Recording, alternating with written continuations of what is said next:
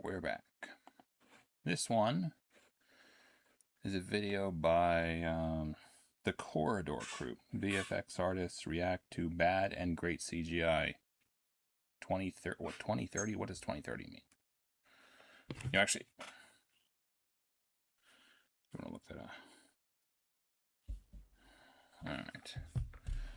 2030, featuring Alec Gillis, who I do not know, but I thought this would be interesting, so you're along for the ride. Alright, let's do this. And it was glowing pretty damn effectively. The blood was actually glowing on set? And it was glowing pretty damn effectively. See, that's the thing. I would have thought, like, how do you get something to glow? I feel like that would inevitably be poisonous, right? Like phosphorescence or something like that. So I like just you kind of hear horror stories about stuff on set and the stuff they would get actors to do back in the day, but I'm hoping they're safer these days. But there was some dude, I think it was the Tin Man for Wizard of Oz. Yeah, I think it was the Tin Man for Wizard of Oz that literally got sick because of the paint or something. I don't know if he ended up dying or not. No, not for sure. But I know there was some kerfuffle over that thing where someone was getting like they were allergic to the paint or something. It's not a cool scenario. That's a painting. What? Oh, whoa! Yes. So everything we're seeing is practical in the shot. Everything's That's pretty good. I don't know if I would have noticed that. practical. What's the secret to making a burnt corpse? That could kill us all. No. That's pretty cool. Welcome to VFX Artists React. You may not know me, but you know Ren at least. So I'm reacting to a reaction. I think it's my first time-ish. So, yes, I feel hashtag blessed. You don't know this guy either, but trust me, you will soon. Very meta. Because you definitely know his movies. It's a stampede! That was a good one. So the first Jumanji. I guess I don't like... I really do like the new ones as well. But there's something about the 90s. I guess this is in 1995. Something about the 90s movies that has a flavor to it. Kind of a wholesome... Not a wholesome... I don't know. More... I don't know how to describe it. But there's a type of... There's something. Je ne sais quoi there. An endearing characteristic, right? Wash you like a bug. Well, there's something about, I think back then they probably used mostly practical effects that had been before, like the advent of a lot of CGI type stuff. And that might add something to it as well. Never watched Alien Romulus. My name is Alec Gillis. I'm a creature effects designer and creator. I've been doing it for decades upon decades. Movies like the original Aliens, Starship Troopers, the Santa Claus series. What else more? Are you growling at me? I've worked on more Predator Reindeer don't growl. movies than any living human. And that's not a brag. That's a hell of a phrase. More recently, Prey, the Predator film, and Badlands, the Badlands, Predator dude, film. we are definitely going to talk about Badlands. So this is your first hunt. Predator Badlands, it was probably one of my favorite movies I saw last year. Awesome. Yeah, this is Dan I've heard different things about that one. I think people thought, like, tonally it was utterly different than the other movies. And consequently, I think they didn't like it. I guess, I don't know if you would have... That's the weird thing about movies. The notion would be that, like, if this is the first thing you see of Predator, and the first one you really like, the question of originality is more a question of, like, what got there first. So if I see this movie first of all the Predators, I'm not judging it in light of the previous ones or in light of all that stuff. So I think that really would have to do with the way you view it as its own thing, rather than the successor, the spirit, or what is supposed to be the spiritual successor to a dynasty of sorts. Trachtenberg. Dan Trachtenberg has a vision. The risk is that the more you learn about these predators, the less mysterious they are. And then you have to be very careful. That's kind of interesting too, because I do agree with that notion that it lends itself to a degree of variability, mystery, that is. It lends itself to a degree of variability in that the person who's watching, the person who's reading, whatever, can fill in all the blank spaces with what they would fill it in, with what they think would be practical or logical in that scenario. And the more you reveal, I think the more potential there is to disappoint, the more potential there is to kind of force perspective on the person watching that they might not like. I feel like that's inevitably a danger with exploring what would have been initially a very mysterious type of thing. Careful, where are we going with these characters? We have to make sure they don't just become Klingons. Right. Or, they don't become orcs. Looks like Mm-hmm. meat's back on the menu, boys. These are digital faces with real practical costumes, all made by Weta Workshop. This was shot in New Zealand. It was my first time to go down there and work with Weta, and it was great to see what they bring to it. Excuse you, sir. That's what you call sexual assault. Those eyes, I think, are so compelling. And Demetrius, That's kind of cool. The eyes are cool. who played the role, wore contact lenses. That way you could see his face and his performance. Demetrius has huge eyes, and he can open his eyes. Who's that guy that has I think he's an Egyptian or Syrian or something from the Middle East actor. Rami Malek. That guy has some creepy eyes, honestly. Really wide. Okay. Hanging on to the wild eyes was a really great move. That's what gives him the intensity of a predator. He seems like a nice guy. I'm just saying that guy has some I don't know what it is. It's just the wideness or what. This is the kind of the decisions, the creative decisions that you have to make if you want to make your monster a main character and empathetic. You have to be able to empathize with them, and the eyes is that's the portal. Risky. I heard there were some complaints. I guess maybe I tend to watch the more cynical side of cinema review channels and whatnot. But I heard there were complaints about the Universal Translator, which apparently worked more like magic than some sort of Universal Translator. I'm not sure. The soul. Yeah. I'm looking at some goo here. I'm taking a look at some of this new goo, and it's glowing. Is any of this practical? Oh, well, the blood, which traditionally glows. If it bleeds, we can kill it. There was practical glowing blood, but we've been finding why work with that. It all gets back to what if the blood, it has a glow stick, Right. That particular stuff has a lot of glycerin in it, and it's oily. And when it gets into foam latex, it just starts rotting it, so it turns it into sludgy, slimy. It's also really hard to Huh. I never thought of that actually, but that could be an issue. photograph glow. I still think there's something to practical effects that just because the notion of CGI, the idea would be that there's no substitute for authenticity. The way reality moves and the way that makes it plausible in our minds. I think when you're trying to create that in an artificial environment, the question is, are you ever going to really do a sufficient job to replicate what would occur with just some sort of practical effects? That realism or that sense of realism. Will you ever be able to accurately represent it with just a CGI rendering of it? Glow stick, It is. glow. It is. Yeah, it's really tough. Broad daylight cannot at all. do it. And a lot of this movie does take place in the daytime. Yeah. That's another interesting thing that I learned on Prey. Whatever did this, I can kill it. Now, this was Yeah, I think there were people who didn't like that one either. all actually glowing. The blood. Again, I wonder how much of that has to do with just the fact that there were movies that came before, and this is very much seemingly a kind of tonal shift, or in some people's eyes, a betrayal of the past movies.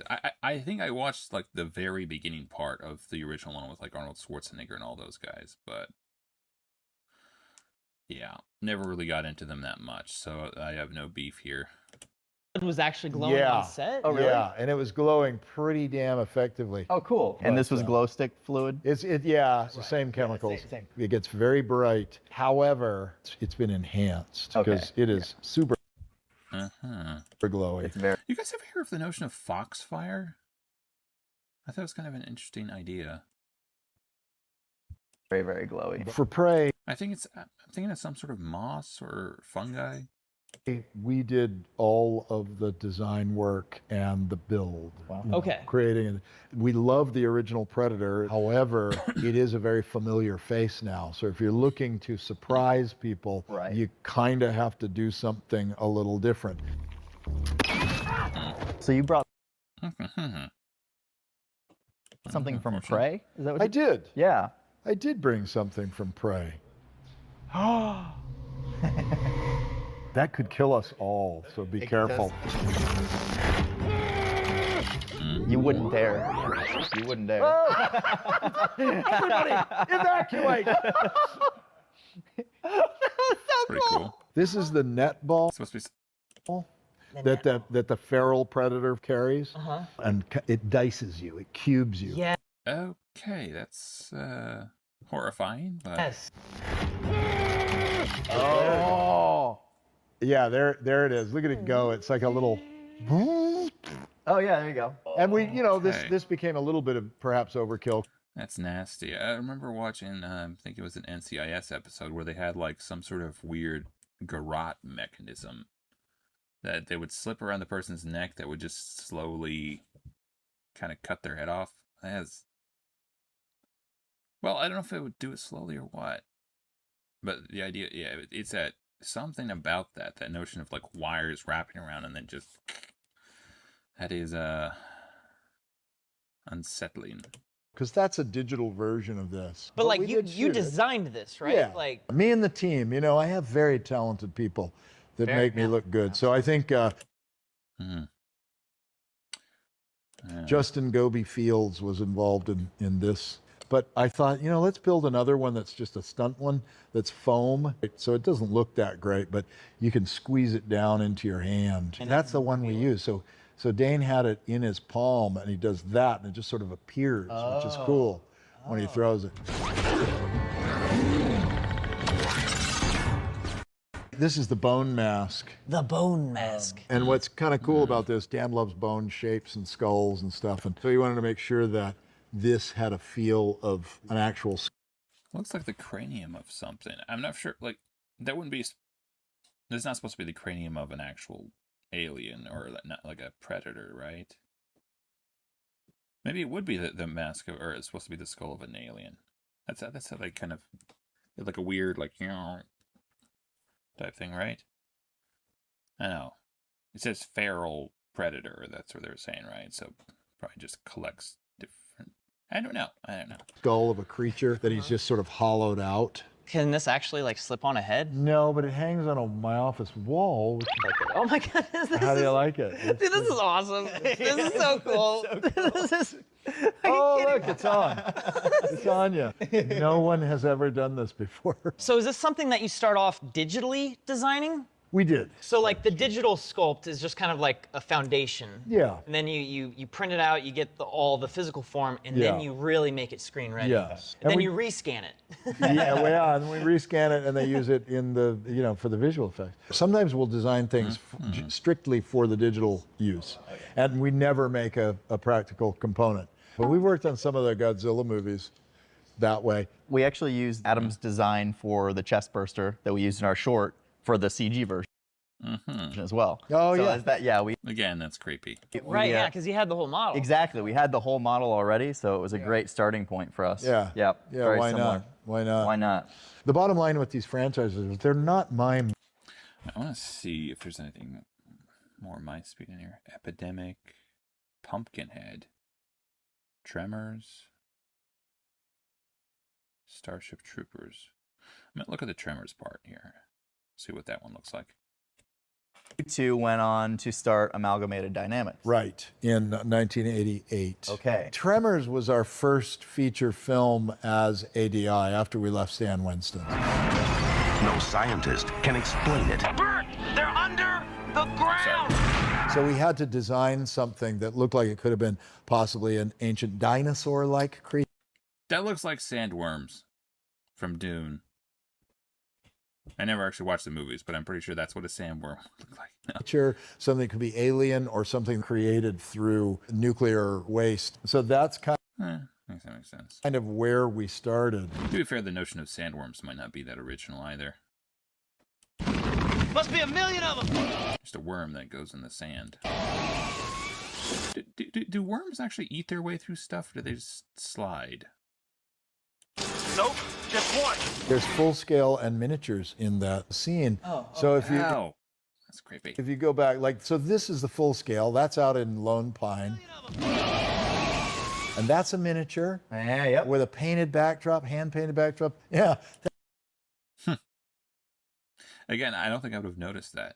that's a painting. Isn't that gorgeous? Whoa! Yes, a guy sat there and painted that. So everything we're seeing is practical in this shot. Everything's like the whole practical. thing is you guys just photographed this exactly as it is. And it was a guy who was Well, that's like, okay, so I'm a fan of the notion of practical effects, but I feel like the scale matters too. Because, okay, so I'm thinking,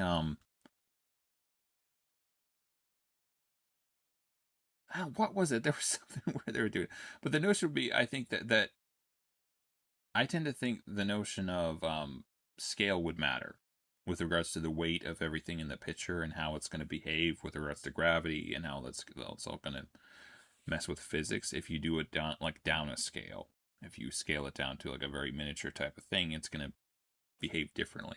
And I'm going to guess you could probably see some of that stuff in older films, perhaps.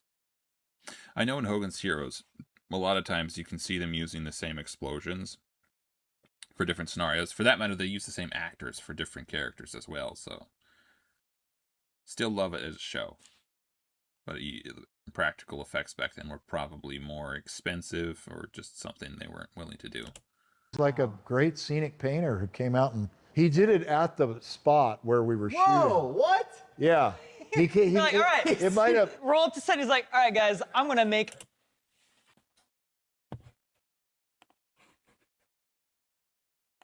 a painting. Yeah, I'm gonna make a photo-real version of exactly what's in front of us. And you see the bullet. Okay, so I'm assuming that was switching from like something Version more of real. exactly So this is probably real, right?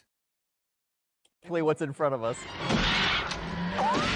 And you I feel like that might be the essence of some of this stuff, where like if they have the basic backdrop and they can get it down, like because you see something that is real first, you might not look so hard at the backdrop here. So I'm gonna guess there would maybe be a formula to that, where you want to show the real thing, the real backdrop, the real scenery first, and then after that, once you have the backdrop in your mind, people aren't going to focus as much on it, and they'll be able to stick with the plot.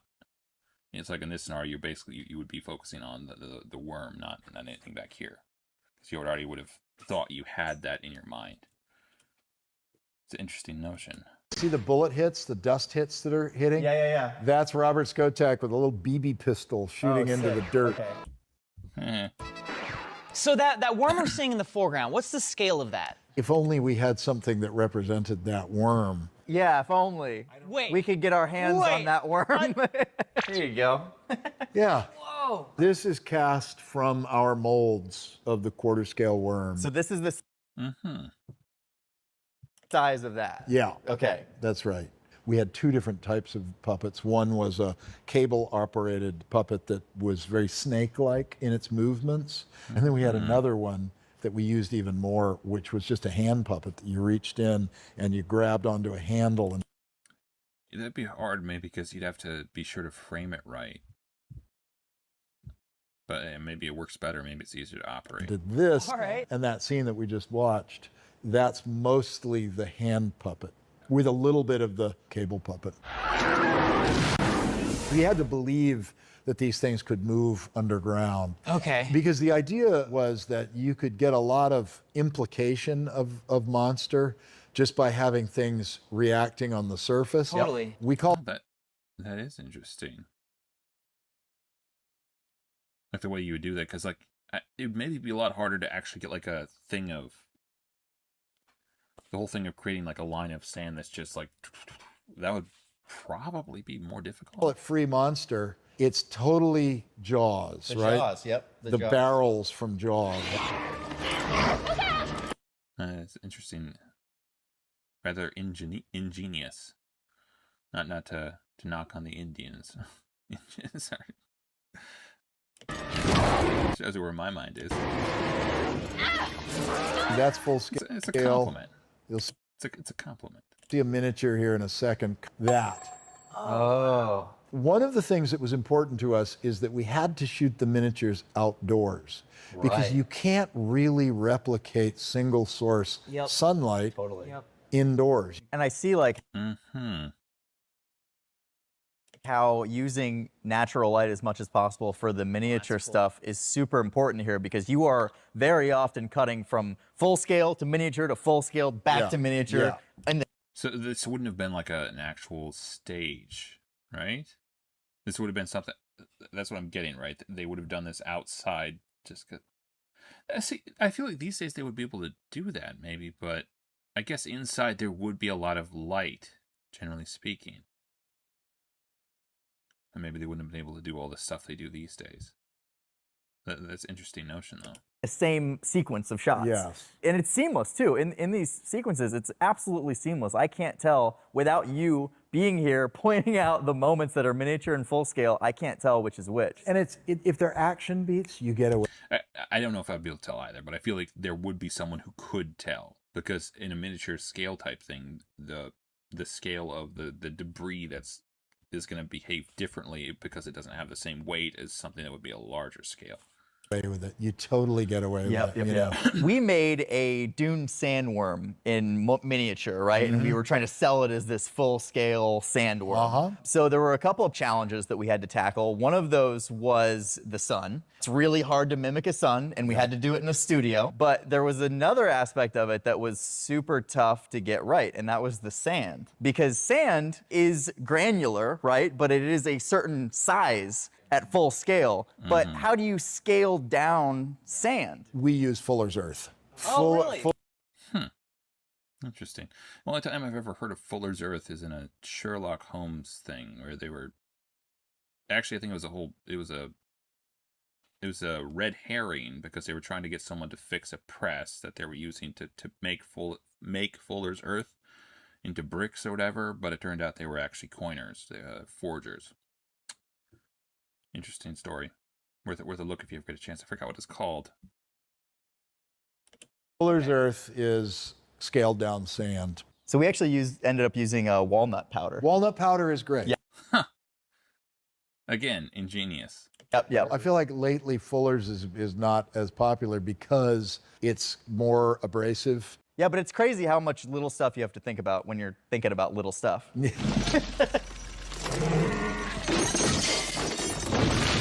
This scene That's is a big worm. great. That's full scale busting through the wall, right? Yeah. Yeah, that would be because like obviously there's the woman. I think there's a woman right there, so that would. we have a full-scale human in the foreground, right? So Right. So yeah. we knew we needed to get that connective tissue right. there. Because you'd only, again, it feels like you'd only have to do something like that once to really sell it probably. And the rest of the time people are just they're gonna let that realism carry over maybe a little bit. But for the more athletic stuff, that's a miniature. Oh, okay. Yeah. That's miniature hand puppet. That's That's arm scale? Yeah. That's the scale of that Yes. miniature shot is arm Yes. scale? It really You ruined it. does intercut perfectly. It's Like seamless. I It's Yeah. couldn't freaking tell. seamless. The level of magic tricks happening all in one sequence.